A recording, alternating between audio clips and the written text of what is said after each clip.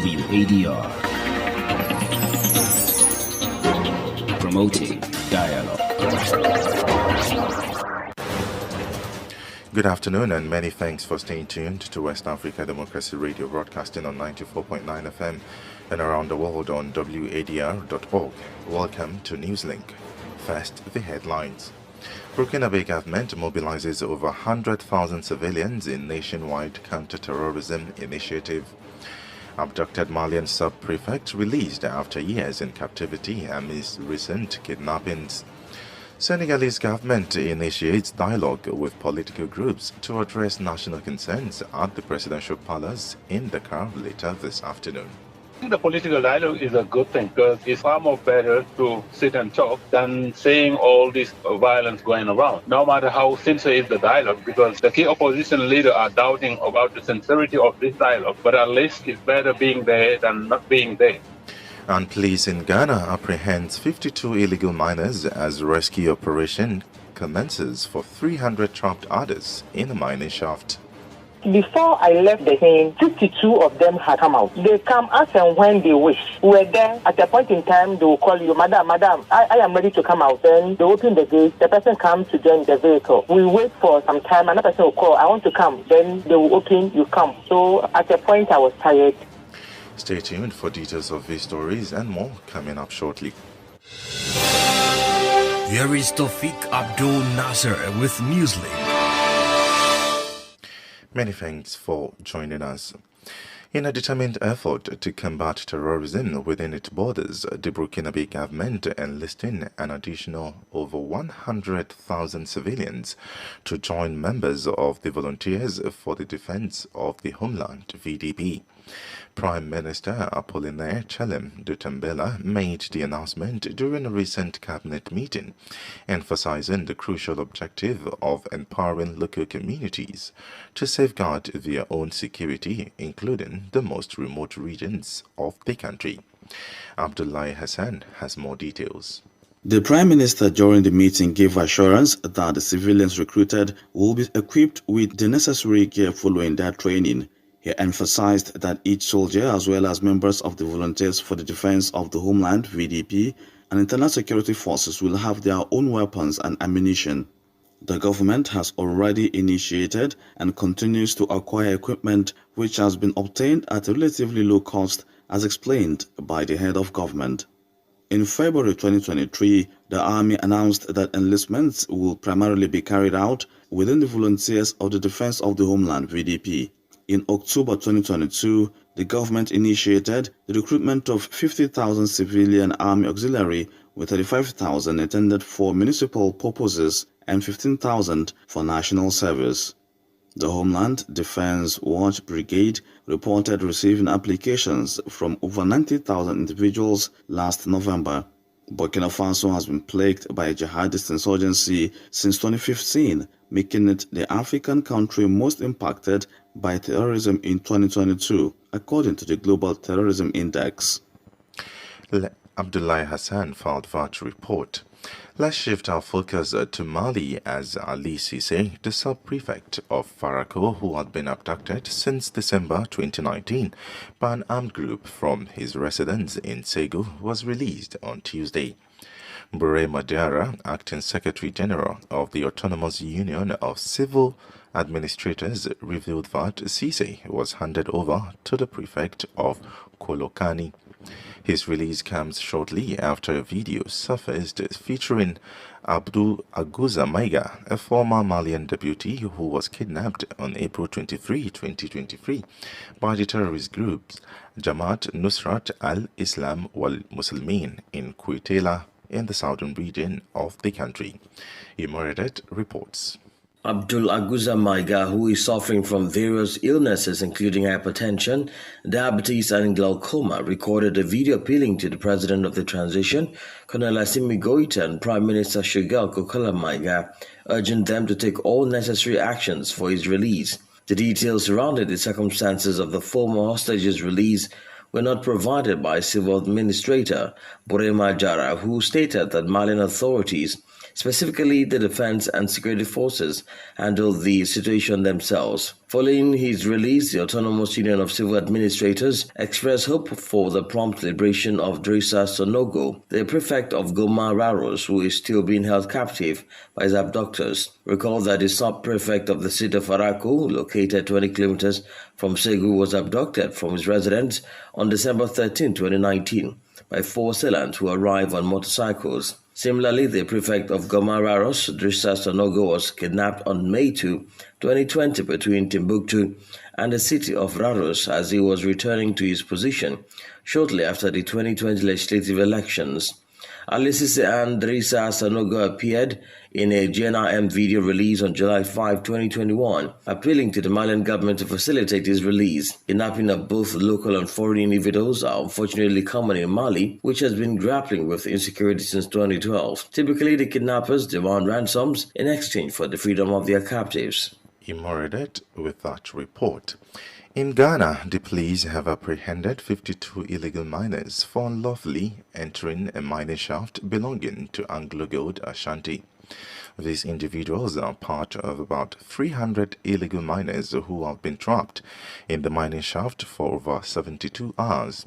While the families of the trapped miners claim the company is responsible for their loved ones' predicament, Anglo Gold Ashanti denies these allegations. The WADR's Atiwin in Bilalosin reports that the arrested individuals willingly emerged from the mine and surrendered themselves to the police. For a distressing period of 4 days, a group of miners who had ventured into the mine in search of gold deposits had been trapped without access to food or water.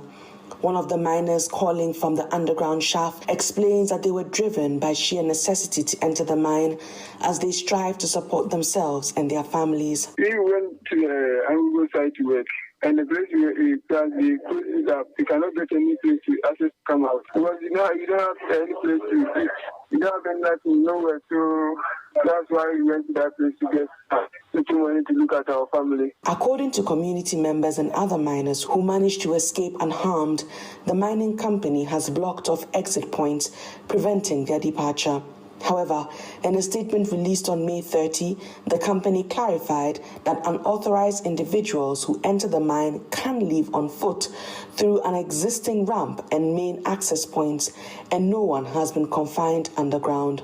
Faustina Emisa, the district chief executive for the area, has reported out of the reported 300 plus miners, only 52 have emerged through the designated exit assigned to them. Before I left the scene, 52 of them had come out. They come as and when they wish. We were there. At a point in time, they will call you, Madam, I am ready to come out. Then they open the gate. The person comes to join the vehicle. We wait for some time. Another person will call, I want to come. Then they will open, you come. So at a point, I was tired and I had to come home. Emisa further stated that once the remaining miners emerge from the underground shaft, they will be subject to arrest. They said they will not come out. For the fear that when they come, they will be arrested. And indeed, when they come, they will be arrested. When they come, they take them to the police. They read their statement, then they give them a bail to go home. But they are not ready to go to the police to write their statement. Efforts to safely rescue all the miners from the shaft are currently ongoing. Reporting for Newslink on West Africa Democracy Radio, I am Atiewin Imbila Lawson from Accra. Fresh and breaking news all the time. Hear it first as the news breaks, only on West Africa Democracy Radio. Newslink continues. Remember, we are streaming live on Facebook at West Africa Democracy Radio English Service. Now, the anticipated call by the Senegalese government for dialogue with various influential political groups in the country is scheduled to commence later today at the Palace of the Republic in the capital, Dakar. Confirming weeks of speculation, media sources have reported that the Taxeu Senegal movement led by Khalifa Sall, the former mayor of Dakar, officially declared its participation in the national dialogue on Tuesday. Marty C. completes the story. The recent decision made by Taxeu Senegal movement, which reportedly did not receive unanimous support within the Yehu Askanwi opposition coalition, has led to strained exchanges among party members, sympathizers, and leaders of other factions. This controversy, particularly between mayors of Ziguinchor and Dakar, Ousmane Sonko and Barthélémy Diaz, has been the focus of public attention for several days. Ousmane Sonko, who secured the third position in the previous presidential election with over 15% of the votes, believes that this dialogue is an attempt to politically isolate him. On the other hand, Barthélémy Diaz states that this decision to engage in consultations with President Macky Sall aimed at diffusing political tensions in the country was authorized by Ousmane Sonko and his political mentor Khalifa Sall. Khalifa Sall, who had announced his candidacy for the 2024 presidential election but was disqualified due to his 2018 conviction for embezzlement related to the Dakar Town Hall Advance Fund, emphasizes that this is not the first time the movement has participated in a dialogue while fundamentally opposing President Macky Sall's government. The Senegal movement emphasizes that his decision to engage in the dialogue stems from his commitment to serving the country and prioritizing Senegal over partisan interests. They assert their desire to contribute to the betterment of the nation despite their fundamental opposition to the current government. Matisi filed to report.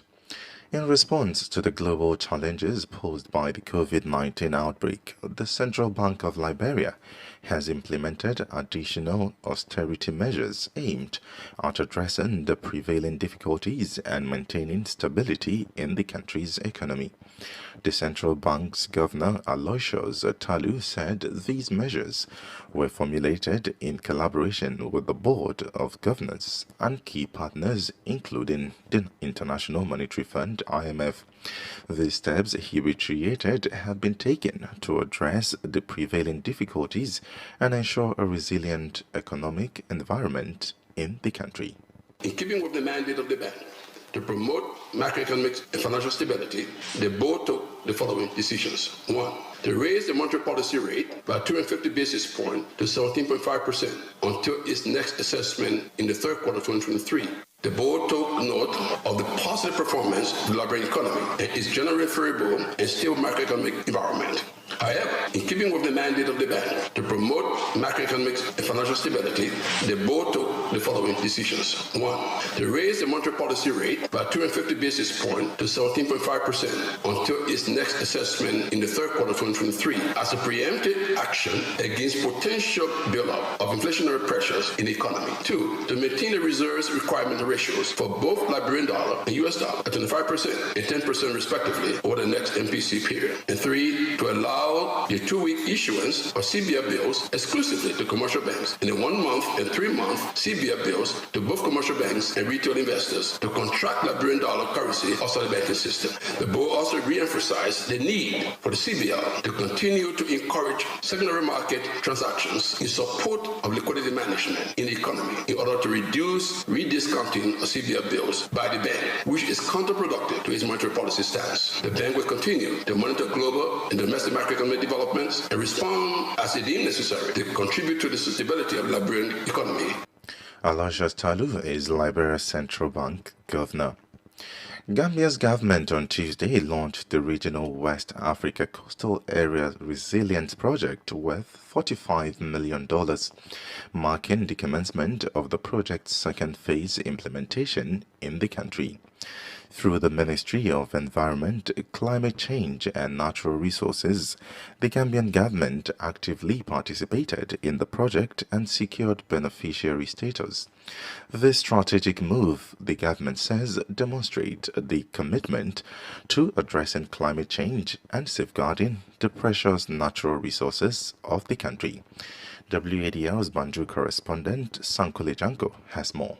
The World Bank-funded Regional West Africa Coastal Area Program aims to provide financial and technical assistance to countries and regional institutions in addressing coastal erosion, flooding and pollution. Roy John Manjang serves as the Minister of Environment and Climate Change and Natural Resources. Out of the 5 proposed hotspots, the Kotu Stream is the selected intervention site. The Kotu Stream links both the Brikama and the Kanifi Municipal Flood Stream lines, making it the most important site that will mitigate the flood issues of the Greater Banjul area.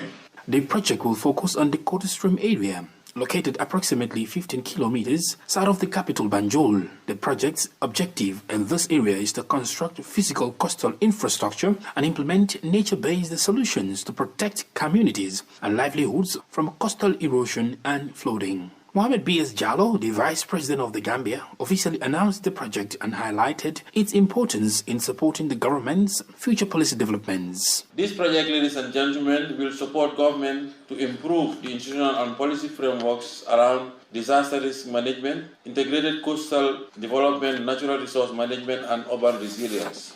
It will also improve flood and coastal risk management in selected risk-prone areas in the Greater Banjul area, investing in climate-resilient infrastructure and promoting nature-based solutions. The Gambia is particularly susceptible to disasters and flooding. In June 2022, heavy rainfall resulted in the displacement of thousands of people and affected over 500 households. Experts believe that effective implementation of the project could help mitigate flooding in the targeted area, which is known for its vulnerability to such events.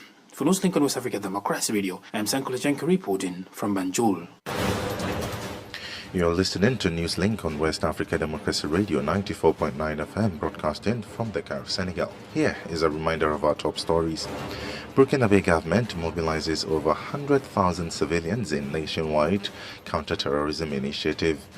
Abducted Malian sub-prefect released after years in captivity amidst recent kidnappings. Senegalese government initiates dialogue with political groups to address national concerns at the presidential palace in Dakar. And police in Ghana apprehends 52 illegal miners as rescue operation commences for 300 trapped others in a mining shaft. Still ahead is the press review, guest interview, and sports news. Stay tuned. West Africa Democracy Radio. It's you speaking. A transformative initiative spanning 2 days has been launched in Dakar, the Senegalese capital, through a collaborative effort between the Batonga Foundation, a non-governmental organization, and the MasterCard Foundation. This project, supported by Angelique Kidjo, the renowned Beninese artist and founder of Batonga, aims to establish a secure environment where young girls and women can enhance their skills, expand their social networks, and cultivate self-confidence. Batonga will extend opportunities to marginalized adolescent girls in Senegal who have been affected by harmful cultural practices such as early marriage, thereby enabling them to realize their full potential and contribute significantly to society. Oge Obierica provides additional details. According to the Batonga Foundation, their program has made a significant impact, reaching over 7,300 women and girls and generating nearly 4,000 job opportunities. Since 2016 and 2017, program participants have actively contributed to the development of the Batonga Foundation's initiatives and approach. They have provided valuable feedback and identified crucial gaps in services, enabling the organization to better understand the major challenges faced by young girls and women in similar situations. Stephanie Lord, the Executive Director of Batonga Foundation, has shared the operational models used by the project's business circles to support the educational journey of young girls and women. The key thing to point out is the two core programs, which are the Women's Economic Empowerment and the Adolescent Girls Leadership Programming. Anything that can help a woman get on her own 2 feet financially and generate income so that she can, have dignified and meaningful work and a way to support herself and her family. In her role as a legendary artist, founder and member of the board of directors of Batonga, Angelique Kidjo emphasizes the pivotal role of African women as the heart of the continent and catalyst for lasting change. She believes that investing in women is crucial if we want to invest in the future. Batonga is a tool in the hands of the young adolescents and young women to take leads in their own lives. Those adolescents in rural areas that we have discarded, that we don't talk to, they have dreams too. They have answers too. they have questions, they have solutions, and I arrive and say, okay, here I am. We can structure everything you want. The Batanga Foundation is firmly committed to expanding its projects across the continent, providing equal opportunities for underprivileged young girls and women. They believe that with reinforced dedication, collaboration, strong partnerships, and stakeholder engagement, their initiative can serve as a blueprint for empowering women throughout Africa. Okay, Obi Erika with that report.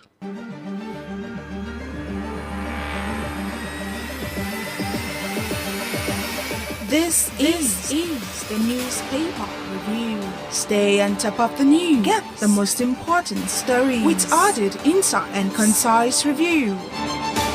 This is the newspaper review. Let's now join Sankule Janko with the major headlines from the Gambian dailies. Hello there and welcome to this edition of the Press Review. My name is Sankule Janko, and in today's Press Review we begin with the Voice newspaper whose lead story reads, Serekunda market vendors appeal to Mayor Bensouda for support ahead of rainy season. Mayor Bensouda has just got re-elected for his second term.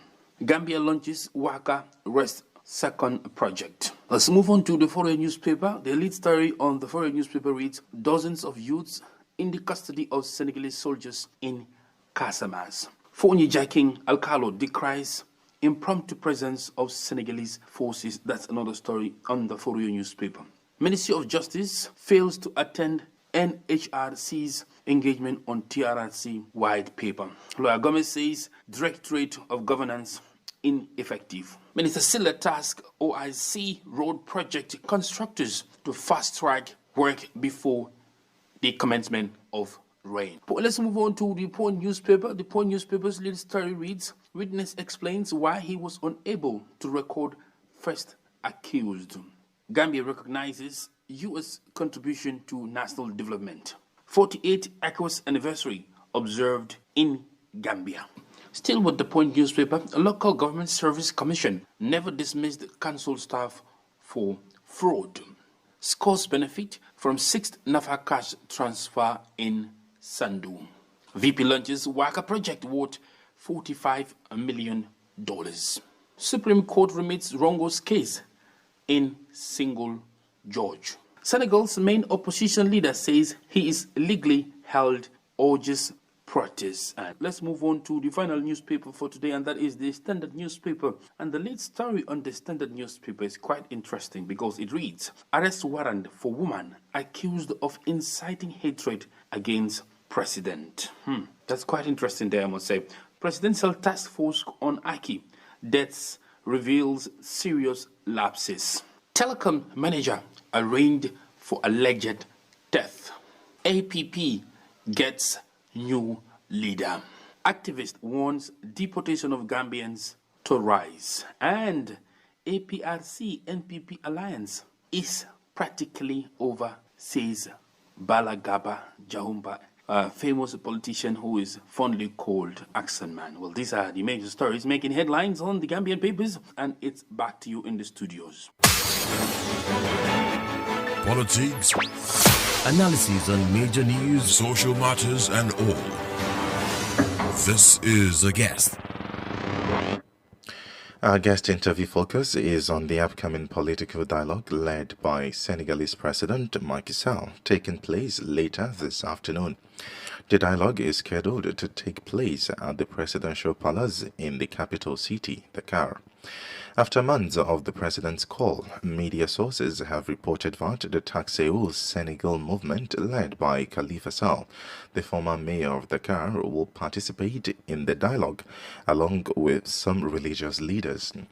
However, it has not been confirmed whether Ousmane Sonko, the mayor of Ziguinchor and leader of the Pastef party, will attend. The absence of Ousmane Sonko raises questions among the public about its implications for the gathering. There is ongoing debate about whether this dialogue can bring an end to the recent political unrest in the country. Joining us now is Mamadou Chor, a Senegalese political analyst. I think the political dialogue is a good thing because it's far more better to sit and talk than seeing all this violence going around, no matter how sincere is the dialogue, because the key opposition leaders are doubting about the sincerity of this dialogue. But at least it's better being there than not being there. Because, for this key opposition leader, they just want the president to make it clear that he won't be, running for next year presidential election, and they can accept to go to this dialogue. I think it's something people can understand somehow. Right. Like you said, the political dialogue is very important to avoid all this violence that the country is currently experiencing. But it's not every political party that is participating. It's just some of the political parties and then the religious leaders. Do you think this can really solve that problem since all political parties are not taking part in this dialogue? Yeah, what we can regret is not saying, parties like Pastef or Usman Sonko, because no matter what you said, we can consider that he is the leader of the opposition right now. So we can regret that. But the fact of seeing many components of the nation is quite a good thing, because most of the time, political actors think that our country is turning around them. They forget that they share the country with other people, and they tend to be, selfish in their interest. So that's why, trying to get all these kind of people participating in this dialogue is a very good thing. But at the end of the day, the main problem Senegal is facing now is a political standoff. We don't know what will be the results tomorrow. Right. So like you mentioned, Sonko is the main opposition who is not partaking in this dialogue. And then also, most of this violence that we have experienced in the country is due to his case, because anytime there are issues about Sonko, people would go out and then protest. Don't you think that it is the dialogue is going to be like pouring water on a dead rock? Because if the main person involved is not taking part in this dialogue, do you think these problems can be solved? The best thing we can come out of this dialogue is those laws changed in 2018, which made Khalifa Sall unfit to run for the 2019 election, and the same case with Karim Wade. If people succeeded in changing those laws, I think all this political atmosphere will go down. Because what we think is fearing, if we leave these laws in place, so the next victim will be, or the person we consider right now as the main opposition leader, Usman Sonko, and himself knowing that he's fighting and he's not waiting until being a victim like the two others, Khalifa Sall and Karim Wade. In your opinion, do you think this dialogue can end the political unrest in this country? I think it goes beyond the political atmosphere. It's the atmosphere for Senegalese, because look at the stress on most Senegalese. They cannot leave this situation until 2024. So at the end of the day, we have to find a peaceful agreement between political leaders, because most people are being victim of this political standoff, and people are losing their job places, their businesses. And I think the best thing we can do is to try to find coming out of this political dialogue, a kind of agreement which satisfy most Senegalese. Mamadou Cho is a political analyst. And now to some sports. The under-20 women's national team of Senegal showcased their continued dominance in African football by securing the inaugural WAFU Under-20 Women's Cup title with a commanding 3-0 victory over host Sierra Leone. The Senegalese youngsters demonstrated their powers throughout the tournament, starting with a resounding 4-0 win over Guinea-Bissau and a convincing 3-1 triumph over Guinea in the lead up to the finals. And that's it for sports. We have come to the end of this edition of Newslink from West Africa Democracy Radio, broadcasting from Dakar, Senegal. Thank you for listening, and many thanks to our listeners in the Gambia via Hot 104.3 FM and in Liberia via Alternative Youth Radio 98.9 FM, Lofa County. In Ghana on Royals FM 104.7, Wanchi Inyas Bilimu has been on the console, and Mustafa Sek has been streaming live online. Do interact with us via social media platforms, Twitter, Instagram at WADR News, on Facebook, West Africa Democracy Radio English Service. I am Tofik Abdulnasir. Good afternoon. News, talk, music, Get it all 24 hours on West Africa Democracy Radio. 94.9 FM Dakar.